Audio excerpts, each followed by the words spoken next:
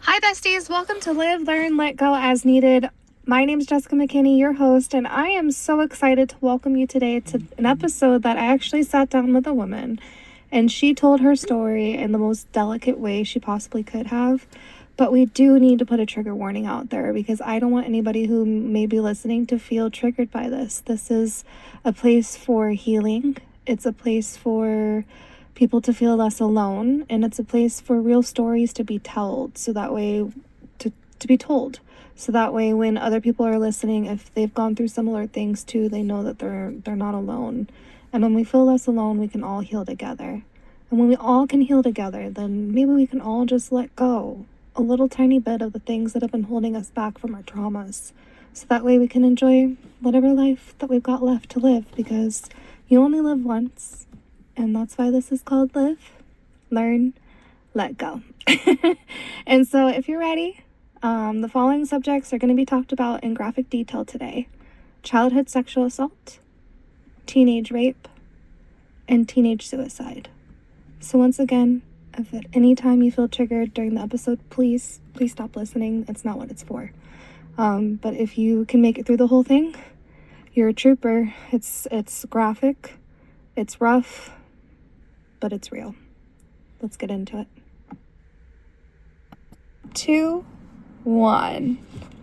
Hey besties, welcome to Live, Learn, Let Go. I'm your hostess Jessica, and I am here with an unanimous friend. She doesn't want to be named at all, but she has quite a story she'd like to share with everybody. And, I just want to turn it over to you for a second to go ahead and share your story, or like a little bit about why you want to do this and, why you said yes to being interviewed with me. I would say that the biggest reason for me was, 1, I was an unprotected child, and 2, I just want people to see that you can overcome horrible, awful things and be a good human, and you don't have to live in your trauma for your whole life. Yeah, that's very true. We often live in our traumas for so long, and that's why I kind of named my podcast Live, Learn, Let Go, because people don't know how to let go of the past traumas and of the past things that they've gone through. They just hold on to it and hold on to it, and eventually that holding on to it, it's going to make you crumble in one way or another, whether you actually realize it's because of your trauma or it's just something else that's taking the blame at the time. It eventually comes to bite you in the butt, unfortunately. Yes. Unfortunately, my trauma started very young, 5 or 6 is oh my gosh. Some of the earliest memories I have. I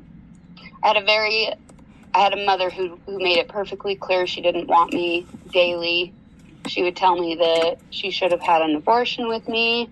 That was a mistake. She should have gone in a back alley with a hanger. Just horrible things. That's terrible. And I remember her telling me that for years. And then eventually it stopped. But I'm going to circle back to when I was 5. Yeah. There was a man who was my parents' friend who started molesting me when I was 5. That's terrible. It started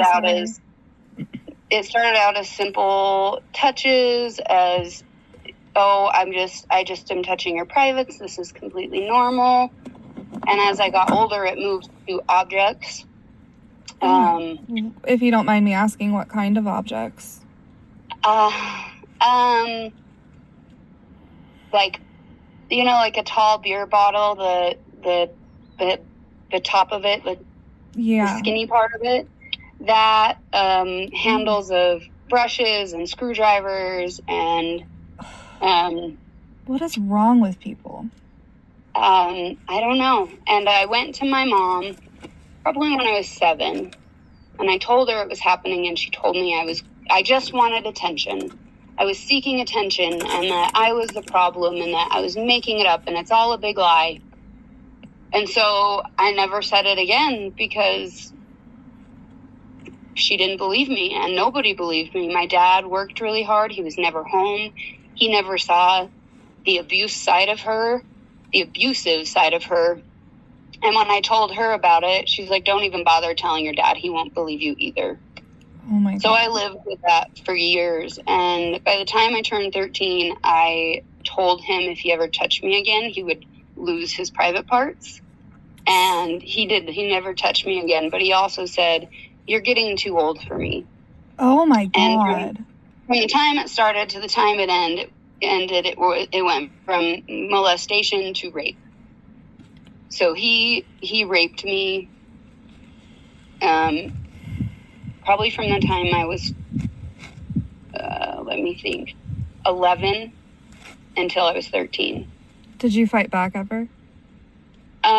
As I got older, yes, I tried to fight back, but an adult man is obviously going to be stronger than a little girl. I was a little girl. Even as a teenager, I was still a little girl. At any age, it doesn't matter. Rape is not okay. And the fact that he did it for so long, like, I can't believe that he continued to do it even after you shared, even after telling people, you know what I mean? And no one wanted to believe you. That just...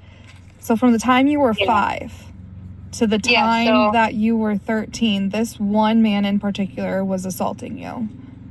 Yes. However, in between those years, there was a boy down the road who always wanted to play house, and it was pretty much the same thing. He would molest me, and then he would rape me. And again, told somebody, again, wasn't believed. So this little girl is coming to police and to their mother and being told it was for attention, and that's not really what's happening.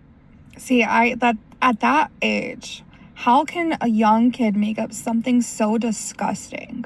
Where on earth would they get it in their mind? Yeah. Other than it happening to them. Yeah, I think people will believe you now. Yeah. Yes. And I've done therapy for 9 years. I have been in therapy for 9 years, working through these traumas that I had to live at such a young age. And it wasn't like I ever escaped it. I turned 13 and I was walking home from school with a friend, and he pulled me into his home. Well, he didn't pull me into his home. He asked me if I wanted water. And so I went in, but then he pulled me into his room and locked the door. And again, male, he wrestled. I couldn't defend myself. I was stuck, and I hate to say that I froze. I could not think why somebody would do this again. And he was probably the worst. He used the knot handle of a screwdriver and many other objects to molest me before he raped me, because he liked it bloody. God. He wanted me to be bloody before. Good Lord. Yikes. Good God. What is wrong with people? I don't understand where people get it in their minds to do these kind of things to people. Yeah. Like, do you ever, now that you're healing, do you ever look back and wondered if they had things done to them? Or do you think that these people were just cruel and one of the unusual people out there in the world that just really hurt people for no reason? I believe at least one of them was being hurt, but not the man. Right. I think a grown ass man knows better not to do that. I think he was probably a pedophile. Yeah, well, definitely. Not a probably, but that's a definite. The boy down the street who wanted to play house, I think somebody was hurting him in some way. That's the only. Does that make it any better? Does that excuse his behavior? No, not at all. Absolutely not. Yeah, because that's one of the healing things I've done in my traumas, is going back and reflecting and trying to figure out why things had happened to me. Yeah. Because I always wanted to know why something happened. If everything happens for a reason, and they say God always does all these things for you, why does he have bad things happen? Well, and yes, and I agree with that. I look back, and there is a lot of times I am religious, but I was very angry with God for a very long time. Yeah. And especially with that part of my life. So at 13, after it happened again from the boy that I went to school with, I kind of fell off the face of the earth. I started drinking at 13 because it was the only thing I could do to cope. And I drank any chance I got, I did. And I probably put myself in situations where bad things could have happened, but they didn't. Right. And so this coping with drinking, it was the safe space for me. I wasn't getting hurt. Nobody was messing with me, and it helped numb the pain. Right. So you said the first trauma stopped at 13. How soon after the first one stopped at 13 did the second assault happen? Within months. See, so you barely even had time to really sit and live and survive from the first one for the second one to happen. So no wonder why I don't blame you. You did what you had to do coping skills and stuff. But what else did you do for survival? Like, how did you learn how to fight? And did you... To be completely honest, there is a lot of my life that is just, I don't remember. Like, most of my childhood, there's big blank spaces. And as I got older, like I said, I coped with alcohol. So I was numb. So I didn't have to feel anything or remember anything or try and face that trauma. How long did you cope with alcohol for? Oh, gosh. Years. Yeah. I was probably 18. Did any adult ever see and try to stop you, or did they even care? I'm sure my mom knew, but again, my mom wasn't really a mom. Right. She was just there. Yeah. She did not want to be a mom. She made that perfectly clear constantly. And even into my teenage years, she's like, I just never should have had you. That's absolutely terrible. Yes. So that relationship is very, it's complicated, but I'm very closed off to her. There's a lot of boundaries. Yeah. So it's just, I have to set myself, like, I moved 400 miles away from her to gain that space, to be able to set those boundaries. But I was an adult by then. You weren't able really to do that when you were growing up. Do you feel like you ever had a voice growing up, or do you feel like you were hushed a lot? Not. No. Nope. I was to be seen and not heard, and that was it. And I hid a lot in my bedroom. I really didn't have any friends because I felt so isolated and nobody would believe me. And so I didn't tell anybody. I just stayed quiet. So besides having to choke down the wording of what's happening to you and people not believing you and you not being able to talk about that, were there other emotions that you had to, bury down and not let people through just to be able to make it through? I think I buried everything. I think I buried it all, and I couldn't open up to people. I was very independent. I had to grow up really, really fast and not in a good way. It was, and I think anybody who has to grow up really, really fast has had awful trauma. Yeah. And my trauma never really got a break until I was older. I was 16 when... This one's hard. I'm sorry, this one's hard to talk about. That's okay. When I was 16, my best friend called me. She went to a different high school. Yeah. And it was back when we had those old, like the flip phones. Mm-hmm. And she called me and she said, hey, I'm going home. I just don't feel good. But her family felt like a safe place. I had a key to their house. They always invited me to things. And I think they knew there was something more going on, but there was nothing they could do about it. So their home was my safe space. Yeah, I'm glad you had a place with everything that was going on that you kind of felt safe at. It seems like you really needed that. Yes. So I had just turned 17 and she had just turned 16, exactly a month after she turned 16. She called me and said, I'm going home for lunch. I just don't feel good. And I said, okay. I just had this gut feeling that something wasn't right. And so I walked out of my English class and I drove to her house. And the big, how there's a glass door and then the door that goes in. Yeah. The glass door was, it was there, but the big door was open too, and all I could hear was music blasting. Oh my god. Just so loud, and I'm like, what is going on? And so I went and found the music, and it was like, I wouldn't even call their home a split home. It was like, you walked in the door and there was a kitchen to your left and there was stairs to your right, and straight forward there was a beautiful living room, and then there was another set of stairs going up. Yeah. And I couldn't find her, and so finally I went in her room, and she had shot herself. She had shot herself in the head. Oh my god. And so I was in shock and thought, well, I can save her, because she was still warm. She was still warm to the touch. So I had missed her by minutes. Yeah. But there was just so much blood. Oh my god, sweetie.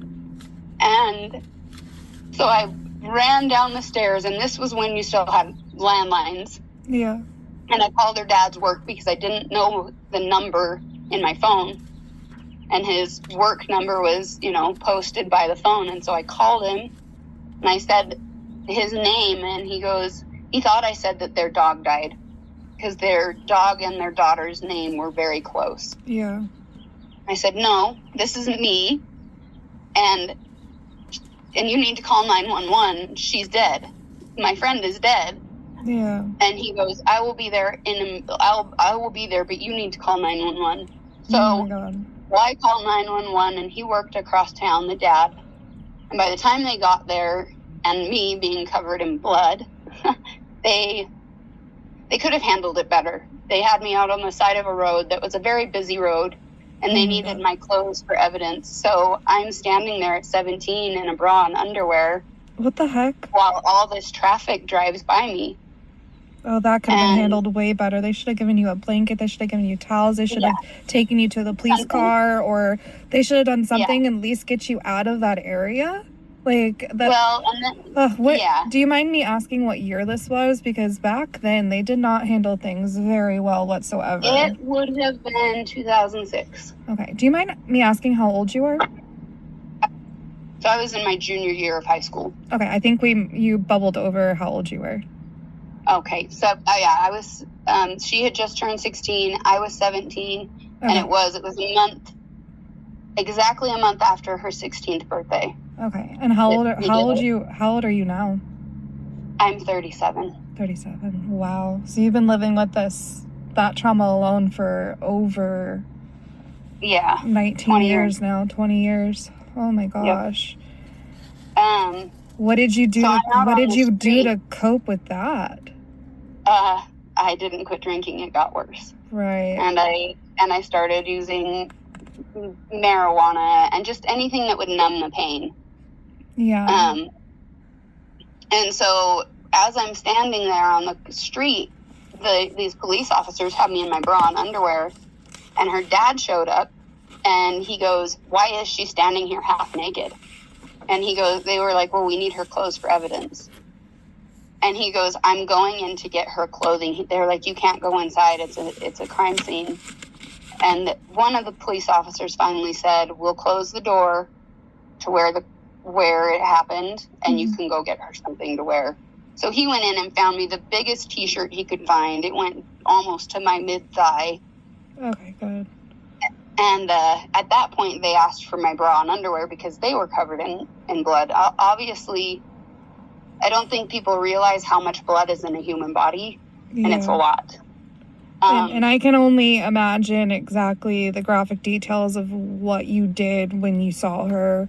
I imagine you probably went over and probably tried to stop the bleeding. I tried to give her CPR. I tried to stop the bleeding, but looking back in all reality, again, I was in shock. She shot herself in the mouth. She was gone. The back of her head was gone. There was nothing. But when you're in that moment, you don't think of that. You're just instantly going to go right in to try to help. Oh my gosh. Yep. And there's some other details that I don't really want to share, but no, you don't need to. You've shared so much already. So I just fell apart in her dad's arms. I would imagine so after that. Do you guys still talk? And I just kept saying, I just kept saying to him, if I were here 5 minutes earlier, if I were here sooner, she would still be here. And he looked at me and he grabbed my face and he said, if you had been here, she could have taken your life and her life. Exactly. So there was never any, he didn't ever resent me. Neither did the mom or anybody in the family. They never resented me. But then, back then you had to go to the police station. They tested my hands for gunpowder residue because they thought, well, maybe I did it. And I'm like, oh my so God. I'm handling all this, and her dad comes with me because of how I grew up. My parents weren't involved. Wow. And I think that is probably one of the hard things that I lived through. And still to this day, I miss her. I bet. Do you and her family still talk? I talk to her dad every once in a while. They all moved away from where it happened. I'm not going to name the town it happened in. Yeah. But when I go back and visit, I always go and see her, and I take her new flowers, and it's just something, because both of her families live so far away. She's just alone. Yeah. And that makes me sad. I know it sounds silly. I know it's just a headstone. I know it's just it's a graveyard, but it brings me comfort knowing that somebody still thinks about her every day. Yeah. So that was it. I'm sure I was 17 then. Yeah. I'm sure you're not the only one. Okay, well, we're running out of time for this session right here, right now, but I just kind of want to wrap up on, who you are today. How are you feeling? What is survival, and what does, your everyday life look like with this healing and the pain that you are now going through with, having to really sit with your trauma again to heal? Who I am today, I can't say I'm a better person or a stronger person, but I am a person who has much more compassion towards others. Yeah. I can say that I know after 9 years of therapy that it helps, it works, but it's hard, and it's not easy work. If you jump into the rapid eye movement or ART therapy or EMDR therapy, those are some of the hardest things to do, but they are so worth it. And I am so grateful that even though those horrible things have happened to me, I've been able to help others. Yeah, and I can tell you right now that I know someone on my side. Her name is Star, and she has a very similar childhood story just like you. And she said she felt super alone and no one believed her story as well. And she's sharing her story with me, so I feel comfortable sharing her name. And she's an individual who went about this whole interview process the same way, where she was so traumatized with being unheard and unseen and unbelieved that she never wanted to share her story because no one would believe her. And so your story right now, just know you're helping her so much. When she hears this, she's going to feel so much less alone. I know your goal was to at least touch one person and be able to, have them feel less alone as well. And I feel less alone because I was molested as a child. Star's going to feel less alone. I know of about 7 other people who are going to be feeling less alone with your story when they hear this. So I can't thank you enough for wanting to come on here and having the bravery to share your story. But has there been anything else that you've done to shape your pain into purpose? I have set up some groups that we'll touch on a little bit later. I am bipolar. I have a bunch of other diagnoses that kind of obviously make me realize that my childhood really affected me, and looking back, I'm like, that makes sense. Yeah. So there is so much more that I have to share, because we're still sitting at when I'm 17. Yeah. And there's still a lot of 20 things more years to go. And there's still a lot of things that happened, and we didn't even get into full details. We just kind of highlighted on some things. Like part 2 will break down into more a little bit about each situation, like your childhood, what it looked like when you went to the police station, and a little bit more discussion about that, and how you handled, and eventually when people, did any of your friends believe you back then? I meant to ask that question. Like, I didn't really have friends. You didn't have friends. I was very alone. I was very alone.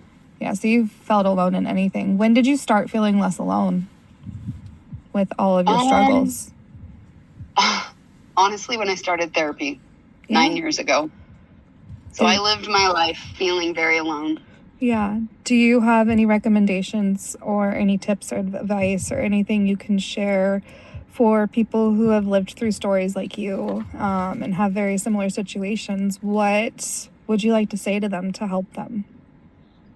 I am very pro therapy, working with a psychiatrist, taking your meds, not just, oh, I'm better, so I don't need these. Continually taking your meds and finding something that makes you happy. Yeah. I lost myself for a long time, and I was everybody's everything, and I wasn't giving anything to myself. What did you do to start giving to yourself again? I hike a lot and I go fishing. I found things that I love and haven't really been able to do since becoming a mom, because I was giving everything to them, and I just stopped pouring into my cup, and it finally bottomed out, and I broke, and that will be further down in my story because that happened recently, like in the last year and a half. Yeah, so that'll probably be in part 3. Yeah, and so we can, and I'm willing to talk about as much as people are willing to listen. Yeah, I think someone out there will want to hear your story. I do put at the beginning of every episode, I introduce what's going to be talked about. And so just so people know at the ending too, that I'll always start with the trigger warnings of exactly what's going to be said, just so people know, so that way if they don't want to hear it because it's too triggering, they have an idea. And then I'll close off with an ending as well, of just so no matter how the video goes or what the audio is in between, I always try to end beginning to open it up and let people know, because I don't want people to feel triggered, and I don't want people to have to sit into trauma. But there are tons of people who want to hear your story, and they want to know the details because they want to feel less alone. And it's how we tiptoe into the details, so that way it's not too much at once. So that's why we break down such heavy stories into 3 different parts, because it's just a lot easier that way. And the more we talk and the more we put your story out there, the more that you're just going to continue to reach out to so many people and help so many people, because you already are. Yeah. So that I guess that is my end goal, is to help people feel less alone. I do have a TikTok. I'm not willing to share it. Yeah. Just because there's enough of my family that follows me that I don't really want them to hear it, because they never believed me. Exactly. And that's your boundary, and you're totally allowed to have that healthy boundary of it's your story to share, and you'll get this clip and you can share it wherever you want. I know not to tag you on things because you're no named. You are a resilient, strong ass, badass mama. That's what I'm going to call you. Strong. Like your title's going to be for this whole episode is One Strong Ass Resilient Badass Mama Story. That's what we're going to put at the top, because that's the truth. After hearing just 30 minutes of your story, and you wrote in the most beautiful paragraph of just word vomited everything that you possibly could to me, and I read the ending and I'm like, oh my gosh, her story is amazing. I can't wait to share it with people, because it's just, the more we talk about our feelings, the more that we all feel less alone. And the more that I feel less alone in hearing people's story, the more it makes me want to share my story too. So I'm slowly coming out in interviews to share my story, because I've told my story to anybody and everybody who wants to hear it. I'm an oversharer so much. And when I went on vacation last year, when I was manic and I first got diagnosed with being bipolar, I was sharing everything with everybody. And when I was sharing, people were sharing back. And that's how I got this idea of just a storytelling podcast, because it's just, people need to hear stories. And I think people need to realize that there's more of us out there than there isn't. Exactly. And I will say on my TikTok, it has become a safe space for a lot of men, which is interesting to me, because men just don't share. But I get messages often. You're helping me feel safe to express these emotions. I'll get messages from them telling me their stories, and they all know, like, I'm not going to share their information. And they do say a lot. They're like, you're brave for coming on here and being willing to open up to people just to gain a perspective. Let them gain perspective. Let people know that they're not alone. Yeah. But most of my TikTok stuff has more to do with my bipolar diagnosis. Right. And we'll dive a little bit into that on part 2, because once we get all of your traumas out, we'll go into the mental health part, because all of the mental health issues out there that we all live with, and we all have something that we've lived through. We all have things that we've learned through. But the one thing that people don't understand is they're all super similar. And so once we figure out how to just talk about it, we can let it go. And once you let it go out of you, I'm not saying like you know the saying, like, forgive and forget. Yes. This is that's kind of very similar. Like, you can forgive somebody, but you're never going to forget what you've gone through. You can let go of your traumas, but you're never going to fully let go of what you've gone through. So I know some people get upset when I say let it go, and it's like, no, you're not letting it go, because it's always going to be a part of you, but you're letting it go from holding you back any farther. So I hope the more that you tell your story, the more you feel this sense of just a letting go kind of feeling. Like, instead of in therapy where you're just heard by one person, I hope that you're feeling like the letting go feeling of, like, I'm letting go of these pieces, now other people know too. And oh no, we got cut off, guys. But I will continue this part 2. So that was part 1 of a badass resilient mama story. So come back on May 7th at 5 p.m. when we dive on into part 2 of her story. But for now, much love, peace, and buttercups. Bye, guys. If you were a victim of childhood sexual assault, or of any assault, or of anything going on, you're not alone, and there are ways to get help.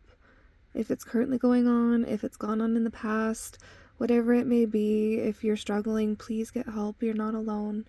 The best thing you can do is, and I hate to be silly about this, is to go to Dr. Google and type in resources for insert whatever you're going through. That's what I did for myself when I was alone in my feelings, and it's what helped me and got me to where we are today. I wouldn't be talking to you guys and finding these people to share their stories with us if it wasn't for going through a process like that. So you're not alone. If you really need some help and you're too scared to ask for help, I will find resources for you. So reach out to me as too. Blah, blah, blah. Word, sorry guys. It's been a long day. If you don't know where to turn to for resources and you are too scared to get resources for help, you can reach out to me however you need to, and I will find resources for you. I'm a listening ear as well. You don't always have to share your story on the podcast to reach out to me. Alright guys, for real this time. Much love, peace, and buttercups. Bye.